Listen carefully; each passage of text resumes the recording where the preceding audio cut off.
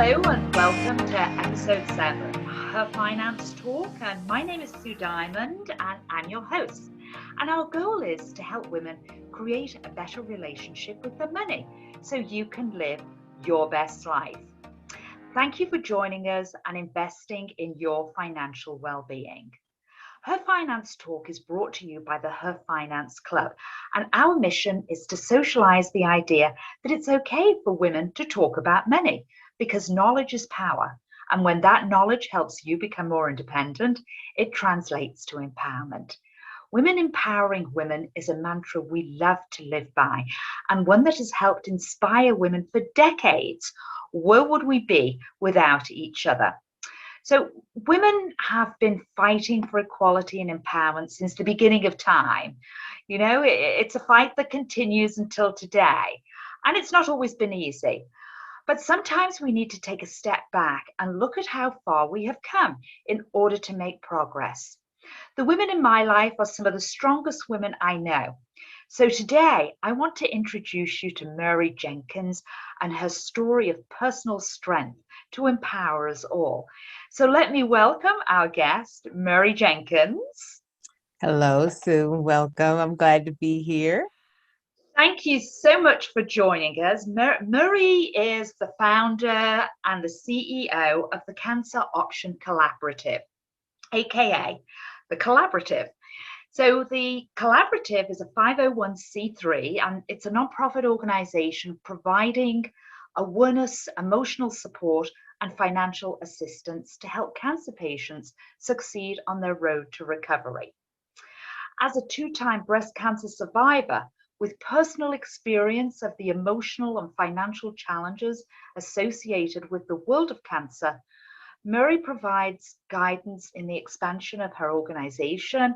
She's an advocate and speaker at all levels of government for cancer patients, and she brings awareness to the community of issues facing cancer patients. And of course, one of those tasks that always comes along with fundraising, or I should say with nonprofits, is fundraising activities. So I wanted our listeners to hear your story, Mary. And just to share with our listeners, Mary is a woman of color and she's an entrepreneur who was empowered to fight after being diagnosed twice with breast cancer. So today's topic is about an inspirational cancer survivor who shares her story of overcoming adversity and huge challenges to help inspire our listeners who might not feel so confident or empowered right now as we transition, post-COVID. I know people, are moving to new communities. We might be returning to work or not. We might be searching for a new career. So I would love to open our conversation and have you share your story with us, Mary, and touch upon, how you tackled this battle that you overcame with breast cancer and how you managed to remain so resilient during this time. I know after our discussion a couple of weeks ago, I was amazed at what a positive mindset that you had throughout this. And I just thought it was so important for you to be able to share with our listeners. But thank you so much. And I can tell you, my mindset hasn't always been this way. It's super now, but back then it was just starting.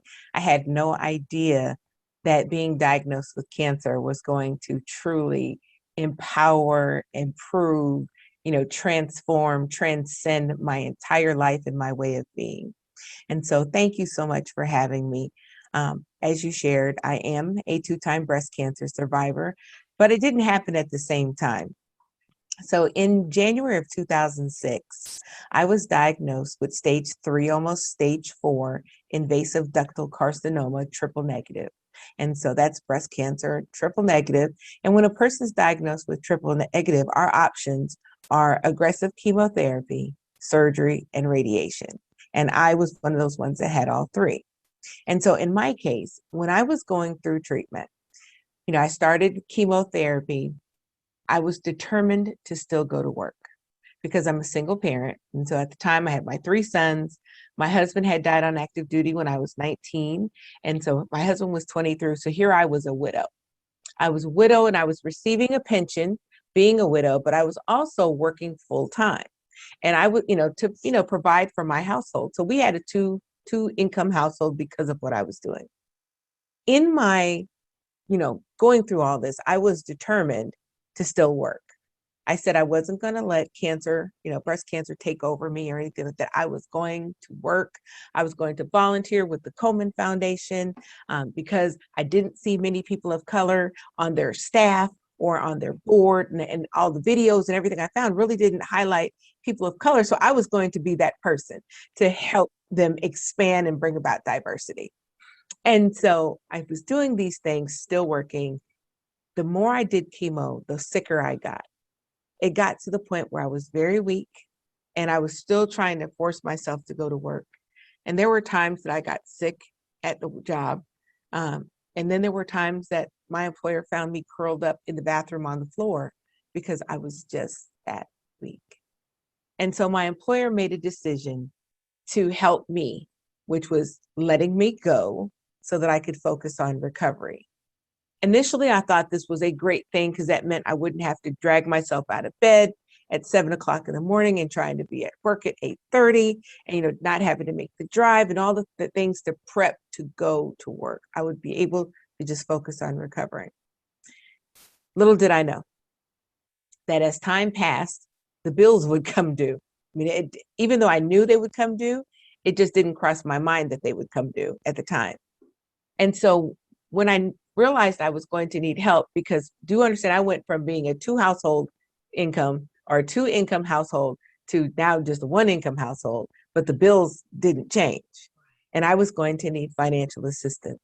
And so since I was no longer working, and I said, well, I volunteer for the Komen Foundation, and everyone knows the Susan G. Komen Foundation. They're the breast cancer people, the race for the cures all around the world. So why not ask them for financial assistance to help me, because I needed help with my rent, my utilities, my car payment, my car insurance, and the other bills for my household. Well, when I reached out to them and asked them for the help, that's when I learned that they didn't offer support in which that I needed.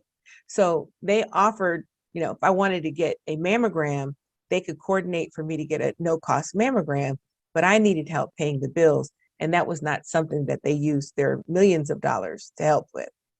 I didn't know where to turn to, and I asked them where. So they referred me to the American Cancer Society. I reached out to them and found out that they too did not provide the support in the way in which I needed. And so I started on this journey to find help and was unable to find it. I looked everywhere. I found places that would say, oh, well, if you're this, if your income is this and you live this, or you have this type of diagnosis, we can help you with up to this amount of money. And it was like, okay, you can help me with $500. That's not really a help, to what I need, because my rent at the time was much more because I was renting to own a house. Scroll forward, I couldn't find the help. I was upset. I had applied for welfare and got turned down for that because I hadn't been unemployed long enough. And it was just crazy. And so I ended up at my church having a conversation because I was like, God and I have to talk. I'm trusting him. I'm relying on scripture. We've got to have a conversation because this makes no sense at how I'm about to get, be in a position where I can get evicted. My utilities get cut off. The car get repossessed. My kids are going to have to suffer all because I'm now battling cancer. This doesn't make sense. And so having this heated conversation, the people at the church overheard me, and my pastor came in and asked, MJ, what's going on? And so I explained, and he said, Mary, you are a member of good standing. You're a tither. We love you. You support the vision of the ministry. How about we let the church take care of your bills for you for the rest of the time that you're in treatment? I started crying. I was like, oh my God, Pastor, that is just so helpful. Thank you so much. And that's going to be such a blessing for me. But what about all the other breast cancer patients that need help? I know I'm not the only one that needs support, someone to help pay the bills. So, what about all of them? And he said, well, I don't know them. We know you. And I said, okay, but somebody's got to do something to help them. Someone's got to let people know where money does and where money doesn't go in the world of cancer. Somebody's got to tell us, because there's people that just need help. And he said, you're right, Mary. And I said, we've got to find someone. And he said, yeah, Mary. And that's when I realized that he was talking about me. And I was like, not me. I can't, I don't do that. I'm not that person. And he was like, Mary, just tell your story. Just tell your story. And so I started telling my story. And as I began to share my story, people were like, I had no idea. We thought that the money went to help, people, and that's where people turn to. And so I got to educate people about where money did and didn't go in the world of cancer. And as they found out, they're like, well, we don't necessarily want to just fund research. We want to help the people that are actually battling. Can we give money to you? And I said, absolutely. You can give it to me because my church is paying my bills. And so, sure, why not? When I go to treatment, I'll find someone else to give it to. And that's where it all began. And so I knew, and I knew this was going to be what I wanted to do for the rest of my life. When there was a couple, they were in treatment. The wife was battling breast cancer. And on this particular day, I had, just completed my round of chemo, and they had, disconnected me from my port. And I looked at this couple. The woman was sitting in the chair and she was attached to the cords. And there was a man that was knelt down beside her and he was crying. And I just thought that was awkward. And so after I finished, I went over to them and I introduced myself. Hi, my name is Mary Jenkins. And I just wanted to, let you know that it's going to be okay. And the gentleman explained to me that their situation was his wife finished chemo, she would always get sick. And so they couldn't go back home right away. And they were from Lima, Ohio, which is some hours away. And what they would normally do is they would get a hotel room and stay overnight. Well, this particular time, they didn't have the money for a hotel room. And they had asked around to see if they could get, a complimentary room, and no one would give them one. And so he had just explained to her that they were going to have to sleep in the car. And when that happened, I was like, oh my God, you're not going to have to sleep in the car. I reached into my trusty purse and I pulled out a wad of cash. I don't even know how much I gave them, but I gave them this money and I said, here, get your room. And they were like, oh my God, you're an angel. And I was like, I'm just helping, because I understand. And when I walked away, I said to myself, I could do this for the rest of my life. I had no idea that I would really be doing it for the rest of my life. But that's what happened. And so started the organization. We were originally called Christians Overcoming Cancer because it was my church helped me. And I was like, church is Christian, I'm a Christian. So we're Christians Overcoming Cancer. And we're going to do this. And so we would provide awareness, emotional support, and financial assistance to breast cancer patients that were in need. And that was the original plan until we were 4 months old. And at 4 months old, we got a referral of a woman that had cervical cancer. And I told her we couldn't help her because she had the wrong type of cancer. And this woman needed $150 or her car was going to get repossessed. And I was like, did I just tell you you have the wrong type of cancer to get help? I've got a problem with that because what's the right type of cancer? Which of course there isn't one. And so she explained, well, I understand everyone helps breast cancer patients and it's okay. And I said, it's not okay because I'm a breast cancer survivor and I now have a problem with that. And so we're going to fix it because I am the one person who can. And, I took ownership. So I reached out to my board and I explained the situation. And I told them I never wanted to tell someone that they had the wrong type of cancer ever again in life. And, they asked me, did I really understand what I meant? And I said, yes, I really do. I didn't though, because in my mind, I meant in Columbus, Ohio, where I live, but we didn't say that. And so the people started coming from Cincinnati and Toledo and Cleveland. And I was like, okay, well, I can't say you have to be from Columbus, Ohio, so we get to figure it out. And then they started coming from Georgia and Texas and California and New York and Michigan. And I was like, oh, okay. Well, we can't say they have to be from Ohio. So we get to figure it out. And then when we got our first application, it was from Collingswood, Ontario, Canada. And we weren't even a year old yet. And I was like, oh my goodness, that means that we're international. And so we were international in our first year. And so we've been doing this now for 15 years. And over the last 15 years, we've been able to provide services to people in all 50 states and have contacts with organizations in 24 countries. And it's just been an absolute blessing. You couldn't have told me that this was going to be my life. I had no idea. And then to know that, I got diagnosed in 2006. And then in 2012, I had reconstruction surgery that failed. The doctor that did the surgery, didn't plan for the one thing that could go wrong. And the one thing that did, and it almost killed me. Fortunately, it got taken care of and I survived. I was, almost 6 months in a nursing home, but I made it through. And then in 2015, I was diagnosed a second time with breast cancer on the left side. And that also was stage 3. And so it's been a journey. I wouldn't change it for the world, but it has truly been a journey. Gosh. I'm speechless. It's like I can't imagine having to deal with all of it. When you talk about you were a widow at a very young age with 3 sons, and then all these additional hurdles and obstacles that you had to overcome. I'm just, it's amazing. But I wanted to bring up and you share your thoughts on it. So when I think about, when we think about other women just who need support moving forward outside of whether it be a health issue or not, and are dealing with challenges and obstacles. So what I heard from you was the one through the church, that having a support system is key, or a solid support system. People that will give you understanding and guidance and comfort when you're struggling with a problem. And you found that through your church. And I think it's good for women that are dealing with challenges, that, you need to learn to ask for help from the people who support you. I think absolutely that's asking key. for help is key. Because as women, because we're talking about women, Right. Women don't like to ask for help. Because we're nurturers and we carry loads like no one else.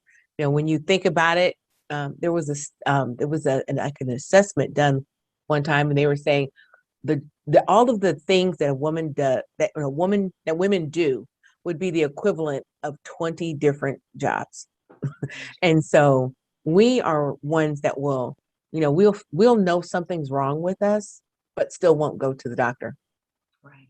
And that's unfortunate, because for African American females and women of color, we get diagnosed less often, but we die more often. And part of the reason is we have a tendency to self treat.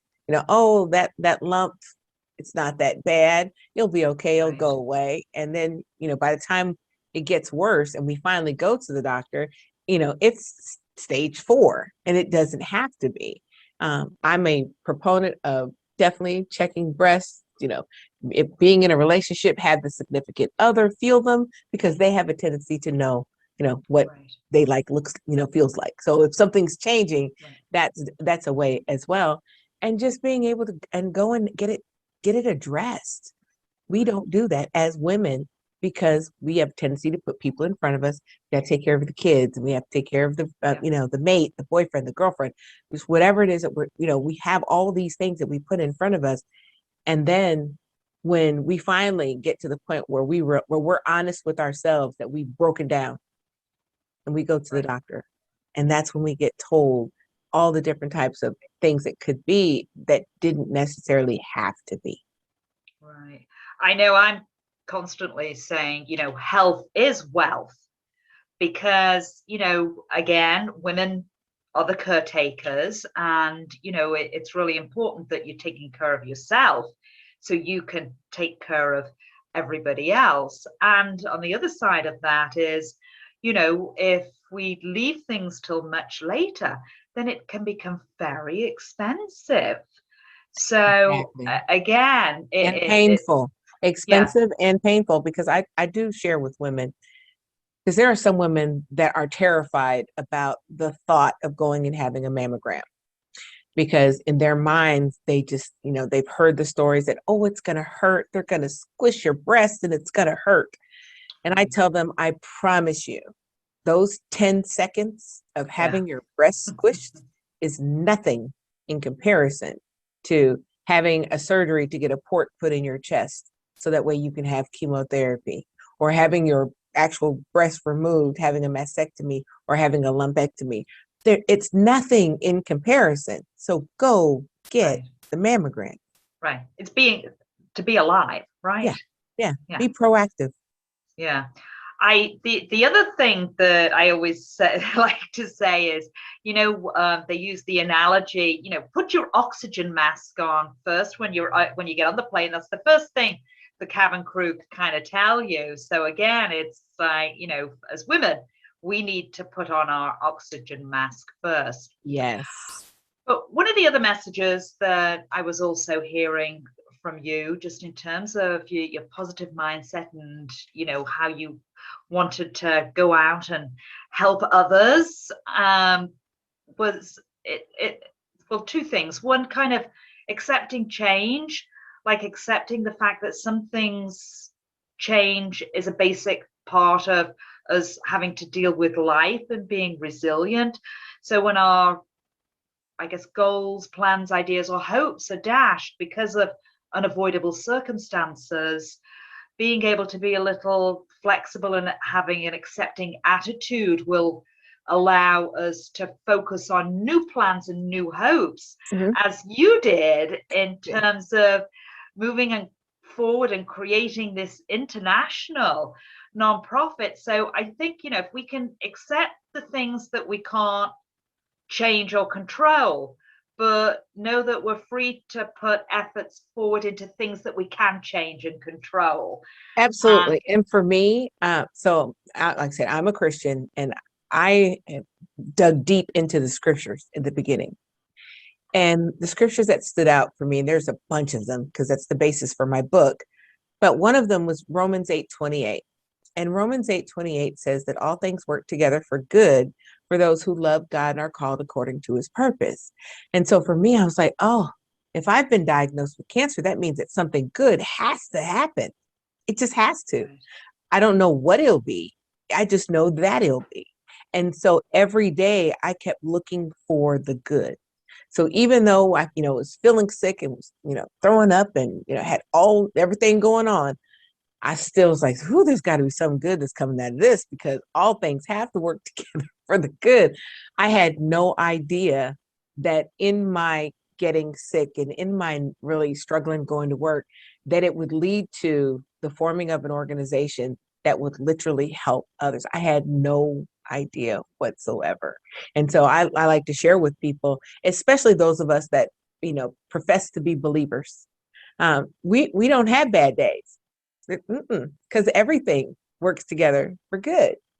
We may not see it in the moment, and it may be a challenging day, but to say, "Oh, I'm having a bad day," oh, no, no, no, you're just having a day that you have yet to see the good. Because Wow. everything has to work together for good, regardless of what it is. Not saying that the situation is good, Right. because, me being diagnosed with cancer isn't a good thing in itself. Right. But the fact that what came out of that was the organization that is impacting and empowering people around the world.